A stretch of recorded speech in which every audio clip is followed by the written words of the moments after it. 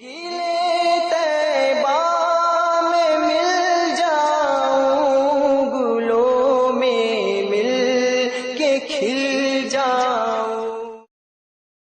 کو دل کی تختی پہ لکھ کے لے جائیں اور شادی کے دن سے یاد رکھنا. جہاں شادی ہو اسے بھی پیغام بھیج دیں, اسے کہیں کہ وضو میں آنا. اپنی بہنوں کو جو جاتی ہیں پہلے چلی جاتی ہیں انہیں کہیں دلہن کو وضو کرانا. یا جب یہاں پہنچے, یہاں پہنچ کے کون وضو کرے گی؟ جس نے 5,000 یا 25,000 دیا ہے میک اپ کا, وہ وضو کہاں کرے گی؟ یہ سوچئے نا کہ یہ رسمیں ہمیں کس سائڈ پہ لے گئی. جو بیوٹی پارلر پہ 15,000 یا 25,000 دے کے آئی ہے وہ وضو کر کے اسے ضائع کرے گی؟ اس کا تو 1000 بار وضو ٹوٹے, وہ نہیں کرے گی وضو. کیوں کرے گی؟ یہ چیزیں ہمارے اندر بے حسی بے غیرتی پیدا کر رہی. یہ انگریزوں کی چال تھی. آج ایسے کلپ بن گئے بالوں میں لگانے کے لیے کہ 10 دکانیں پھر کر جس لڑکی نے ایک کلپ خریدا ہے وہ چاہتی ہے کہ اس کو چھپا دے دوپٹے میں. سوچنے کی بات. وہ اس کلپ کو دکھانے کے لیے دوپٹہ سر سے اتار دے گی. ایک کلپ کے لیے دوپٹے اتر گئے. اور پھر یہاں لاکٹ جو بنے, لاکٹوں کے لیے گلے سے بھی گئے. اور تعلیم ایسی, اسکولوں میں کالجوں میں تعلیم ایسی دی جا رہی. پہلے یہ ہوتا تھا کہ بزم ادب ہوتا تھا.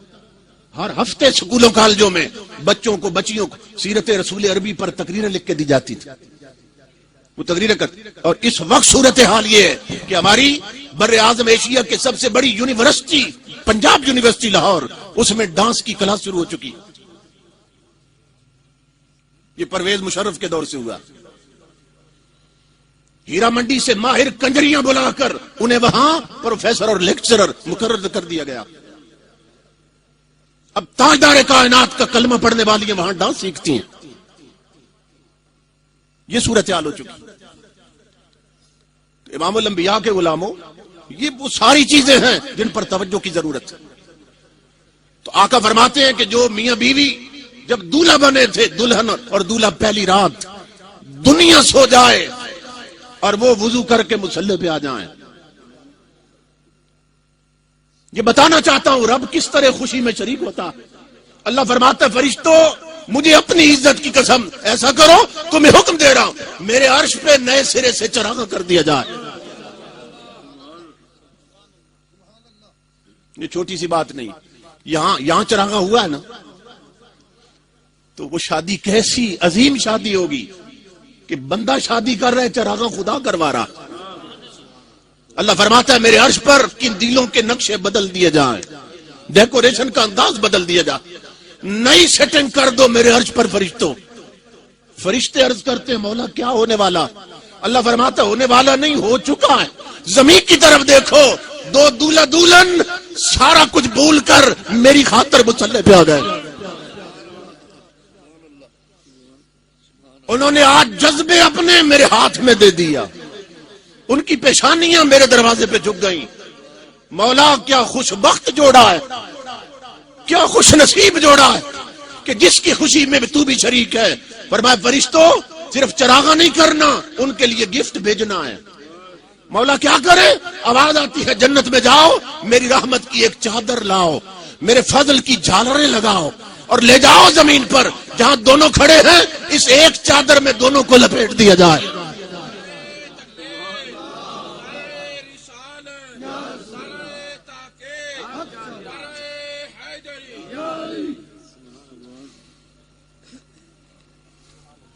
میں کہتا ہوں وہ کیا خوش بخت جوڑے ہوں گے کہ جن کے لیے عرش الہی سے چادریں اترتی ہیں,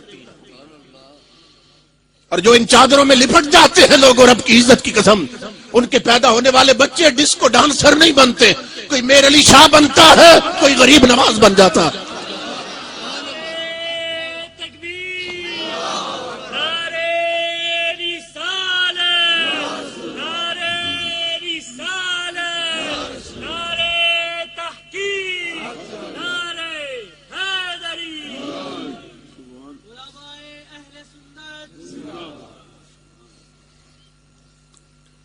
یہ اس طرح اولاد سیدھے راستے پہ چلتی ہے. حضرت بابا فرید گنج شکر رحمت اللہ تعالی،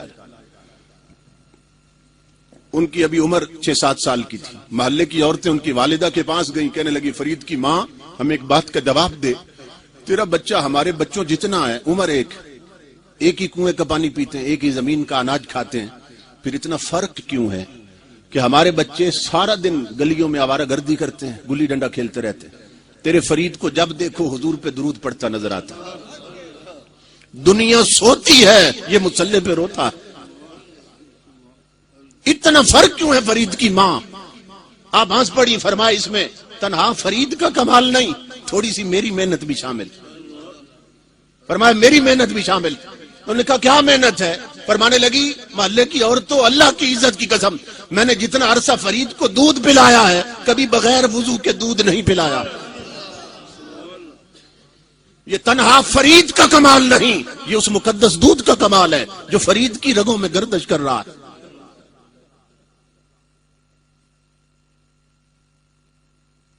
ہماری یہ آئیڈینٹی، ہماری یہ پہچان، ہماری یہ عظمتیں ہیں. تو ہم شیر تھے مگر ہمیں بکری اور بلی بنا دیا گیا. ہم بلند تھے ہمیں پست کر دیا گیا. ہم معزز تھے ہمیں ذلیل بنا دیا گیا. کیوں کہ تاجدار کائنات کے دین سے دور کیا جا رہا. بے حسی کی چادر میں ہر کوئی شخص لپٹا ہوا نظر آتا اور آنکھ بند ہونے کی دیر ہے. مولائے کائنات علی المرتضیٰ فرماتے ہیں ساری دنیا سو رہی ہے، جب مریں گے تب جاگ جائیں گے. یہ 4 دن کی چاندنی ہے لوگوں جس کے ہم دھوکے میں پڑے ہوئے ہیں. فرمایا ساری دنیا سو رہی ہے اور جب مریں گے تب جاگیں گے. وہ بیٹیاں جو آج صرف چھوٹا سا دوپٹہ ٹکڑا سر ڈھانپنے کے لیے استعمال کرتے ہوئے کہتی ہیں ہمیں الجھن ہوتی ہے، سانس بند ہوتا ہے. میں کہتا ہوں میری بہن بیٹی غور کر، جب 22 گز لٹھے کے کفن میں لپیٹ کر تجھے تاریک قبر میں ڈال دیا جائے گا، تیرا دم کتنا گھٹے گا. اس وقت کو یاد کرو. قبر ہمارے سامنے رکھو، قبر سے نظر نہ ہٹانے پاؤ. اپنی عاقبت کی فکر کرو. وہ پلٹ کے آ نہیں سکتی نا، ورنہ تمہیں بتاتی کہ وہاں کیا ہوتا ہے. قبریں چیخوں سے بری ہیں، قبریں عذاب سے بری ہیں، آگ سے بری ہیں، کیڑوں سے بری ہیں، بچھوؤں سے بری ہیں. مگر نظر نہیں آتا ہمیں. تو جنہیں آتا تھا انہوں نے خبریں دے دی. انہوں نے فرمایا بچو قبروں سے، کہ بڑے بڑے قبروں میں لیٹے ہوئے آج چیخ رہے اور کیا کہتے ہیں، حل من احد من یذکر غربتنا. بہت سی قبروں میں وڈیرے امیر زادیاں، وہاں کا سکہ پاس کوئی نہیں تھا، وہاں کے لیے تیاری کوئی نہیں کر رکھی. بہت سے امیر زادیاں قبروں میں ہیں اور آپ چیخ کے کہتے ہو دنیا والو ہے کوئی جو آج ہماری غریبی پہ ترس کھائے. افسوس وہ حسن جس پر ناز تھا آج کیڑوں کی خوراک بن گیا. ہڈیاں بکھر گئیں. وہ بال جس پر نہ جانے کتنے دیوانے لپکتے تھے وہ آج خاک میں خاک ہو گئے. ایک بزرگ چوک میں بیٹھے تھے، رو رہے تھے. کوئی پجارو پہ جا رہا تھا، کوئی لینڈ کروزر پہ جا رہا تھا، کوئی ٹوڈی پہ جا رہا تھا. بڑی بڑی امیر زادیاں گزر رہی تھی، آزان ہو رہی تھی. نہ کسی کو خدا یاد نہ رسول یاد. وہ دیکھتے تھے نہ سب کی طرح روتے تھے. کسی نے کہا کیوں روتے ہیں؟ وہ کہنے لگے رو اس لیے رہا ہوں کہ وہ معاف کرنا چاہتا ہے، بندے معافی مانگنا نہیں چاہتے. اس کی رحمت توجہ کر رہی ہے زمین کی طرف کہ بندے جھک جائیں میں معاف کر دوں گا. کہا رو اس لیے رہا ہوں، دنیا غفلت میں ڈوبی. جس کے مجرم ہے وہ معاف کرنا چاہتا ہے، یہ معافی مانگنا نہیں چاہتے، اس لیے رو رہا ہوں. اگلے دن اسی بزرگ کو کسی نے قبرستان میں روتے دیکھا. درمیان بیٹھا تھا، چیخو پکار رو رہا تھا. کسی نے کہا بزرگو عجیب آدمی ہے، آبادی میں بھی روتے ہیں اور ویرانے میں بھی. وہاں بھی روئے اور یہاں قبرستان میں بھی رو رہے. اب کیوں رو رہے ہیں؟ رو کر فرمانے لگے اب اس لیے رو رہا ہوں کہ دنیا معافی مانگ رہی ہے، وہ معاف کر نہیں رہا. اب قبروں میں چیخو پکار ہے مولا معاف کر دے. اب بچھو ڈس رہے، آگ لگی ہے جسموں کو، اب کہتے ہیں معاف کر دے. وہ کہتے ہیں نہیں معاف کرتے. محلے محلے مسجدیں بنوائی تھیں، ممبروں پہ اپنے بندے بچھائے تھے جو پیغام دیتے تھے تمہیں کہ وہاں پہنچنے سے پہلے جاگ جاؤ، زندگیاں بدلو، سیرت و کردار بدلو، مگر تم تس سے مس نہیں ہوتے تھے۔ کہا وہ وقت گزر گیا، اب صرف رونا رہ گیا۔ امام الانبیاء کے غلاموں، خدا کے لیے اس وقت ہر وقت اپنے پیش نظر رکھا کرو۔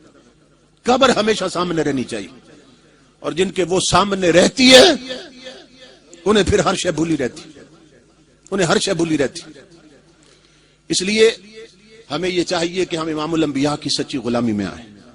یہ جو زندگیوں کو روگ لگے ہیں نا، گھروں میں پریشانیاں آئیں، پورے ملک پر نہیں، پورے عالم اسلام پر ایک نحوست مسلط، اور زندگیاں اجیرن بن گئی، اور کتوں سے بدتر زندگی ہو گئی مسلمانوں کی۔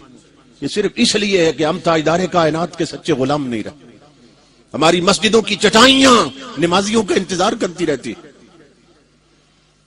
الماریوں میں رکھے ہوئے قرآن پڑھنے والوں کے منتظر ہیں۔ ہماری بیٹیاں ناول پڑھتی ہیں، اخبار جہاں پڑھتی ہیں، کتنی ہے گھروں میں جنہوں نے کبھی مصطفیٰ کا قرآن پڑھا؟ یہ صورتحال ہو چکی۔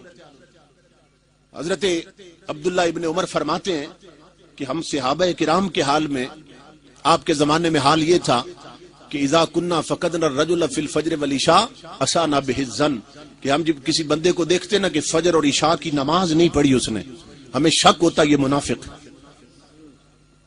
کہ وہ مسلمان اور فجر کی نماز چھوڑ دے، وہ مسلمان اور عشاء کی نماز نہ پڑھے۔ اب فرماتے ہیں ہم صحابہ کا حال یہ تھا جو 2 نمازیں چھوڑ دیتے، ہم اسے منافق سمجھتے تھے، وہ آج ہمیں دیکھ لیتے تو ہمیں کافر سمجھتے کہ ہم تو 5 چھوڑ بیٹھے۔ کیا رشتہ رہ گیا رب اور رسول کے ساتھ؟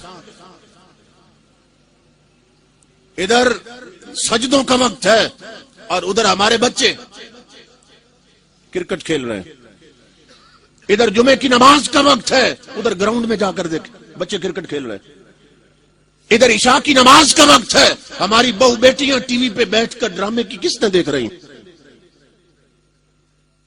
ہر طرف ایک غفلت کی چادر تنی۔ اس لیے امام الانبیاء کے غلاموں، ہمیں اپنے مقام کو سمجھنا چاہیے، اپنی ذمہ داریوں کو سمجھنا چاہیے، اس سے پہلے کہ سب کچھ ملیا میٹ ہو جائے۔ یہ یاد رکھیے، صحابہ کرام نے حضور سے سوال کیا اتہلک القریۃ وفیہا الصالحون یا رسول اللہ، کہ یا رسول اللہ صلی اللہ علیہ وسلم، آقا کیا بستیاں اور آبادیاں اور ملک ویران ہو سکتے ہیں اس حال میں بھی کہ وہاں اللہ اللہ کرنے والے موجود ہوں؟ جس طرح آج ہمارا یہ تصور ہے نا کہ جی اللہ اللہ کرنے والے موجود ہیں اس لیے ہم ہلاک نہیں ہوں گے، لیکن امام الانبیاء نے بتایا کہ پھر بھی ہو جاؤ گے۔ صحابہ نے پوچھا یا رسول اللہ، اگر آبادیوں میں بستیوں میں رب رب کرنے والے بھی ہوں تو کیا پھر بھی بستیوں پہ عذاب آتا؟ امام الانبیاء نے فرمایا ہاں، ہلاک ہو جاتی ہیں بستیاں، برباد کر دی جاتی ہیں۔ آقا کیوں؟ فرمایا بسکوتہم وتہاونہم، لوگوں کی بے حسی اور بے غیرتی کی وجہ سے اور چپ سادھ لینے کی وجہ سے، کہ جب وہ شریعت کے قانون ٹوٹتے دیکھتے ہیں اور چپ سادھ لیتے ہیں، جب عالم کفر میں بنی ہوئی فلمیں اور ان کی تصویریں مسلمان ملک میں ان کی روڈوں پہ لٹکا دی جاتی ہیں اور دنیا چپ سادھ لیتی، جب بڑے بڑے چوکوں میں کنجریوں کی تصویریں لٹکا دی جائیں اور کوئی بولنے والا نہ ہو۔ اس وقت ممبر خاموش ہیں، خانقاہیں خاموش، تاجدار کائنات کی امت اجتماعی طور پر دوزخ کی طرف جا رہی ہے، دنیا عذاب الہی کو دعوت دے رہی ہے، مگر ہمارے پیروں اور مولویوں نے اپنے منہ میں دہی جما رکھی ہے۔ کیوں نہیں قوم کو اس طرف لاتے کہ تاجدار کائنات کی امت تم جہنم کی طرف جا رہی ہو، تم رب کے غضب کو دعوت دے رہی ہو، اس سے پہلے کہ اس کا کوڑا برسے اور تم مٹا دیے جاؤ، جھکنا سیکھو۔ کیا سمجھتے ہیں یہ جو سیلاب کی نظر ہوئے علاقے، پورا شہر صفحہ ہستی سے مٹا ہے؟ میں سوال کرنا چاہتا ہوں، ان علاقوں میں کیا میلاد کے جلوس نہیں نکلے تھے؟ ان علاقوں میں کیا مسجدیں نہیں تھیں؟ کیا وہاں نماز پڑھنے والا کوئی نہیں رہا تھا؟ وہاں محفل میلاد ہوتی تھی، محفل نعت ہوتی تھی، مسجدوں میں سجدے بھی ہو رہے تھے، مگر پھر سجدوں والوں سمیت ہر شے مٹا دی گئی۔ یہی خبر میرے رسول نے دی ہے. اذا کثر الخبث، دوسری حدیث میں آقا نے فرمایا، جب حضرت زینب نے حضور سے سوال کیا، حضور کی زوجہ نے، یا رسول اللہ نہلکو وفینا الصالحون، یا رسول اللہ آقا ہم میں نیک لوگ ہوں اور پھر بھی ہم مٹ سکتے ہیں اور عذاب آ سکتا ہے؟ فرمایا آ سکتا ہے. اذا کثر الخبث، حضور نے فرمایا جب بے غیرتی غیرت سے بڑھ جائے گی، جب بے حیائی حیا سے بڑھ جائے گی، تو پھر تم میں نیک لوگ موجود ہوں گے مگر ہر شے مٹا دی جائے گی.